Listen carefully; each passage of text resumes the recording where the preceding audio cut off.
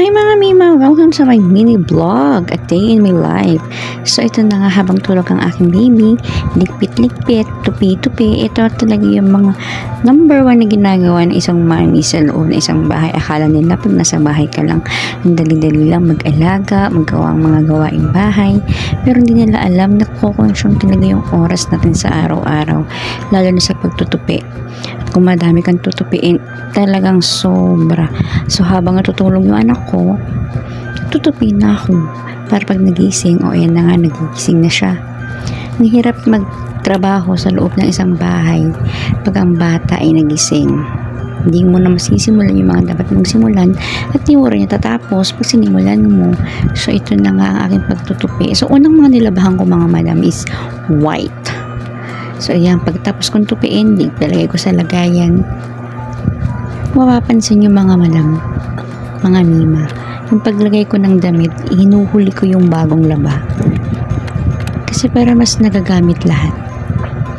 Para kung kukunin mo yung nasa ibabaw, mas madali na lang. So ito na ang pagtutupi ko sa damit ng aking baby. Sobrang hirap magtupi ng mga maliliit mga Mima. Kung alam nyo lang. Shout out sa mga babies dyan.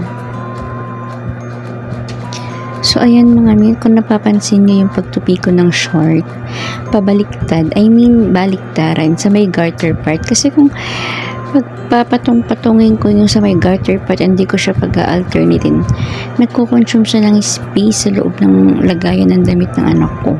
Kaya ganyan ang ginagawa ko, baliktaran ng lagayan ng garter pag natupi ko na siya.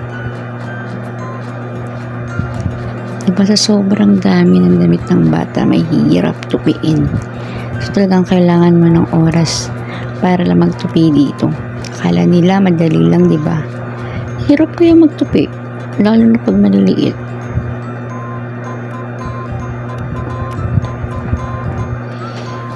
So ayan mga pinilisan ko na lang dahil sobrang dami. So mga nasa siguro isang linggong labahan lang niya yan. Sa isang araw ba namang papat yung anak mo 3-4 na beses? Diba ang dami, ang hirap tupiin. So ayan mami, patapos na ako. Ayan, diba? Ito na paglalagay natin sa cabinet niya. Kung mapapansin mo talaga, yung mga bagong laba, hinuhuli ko para lahat nagagamit niya, para hindi ako manghihinayang, ay sayang din niya ito nagamit.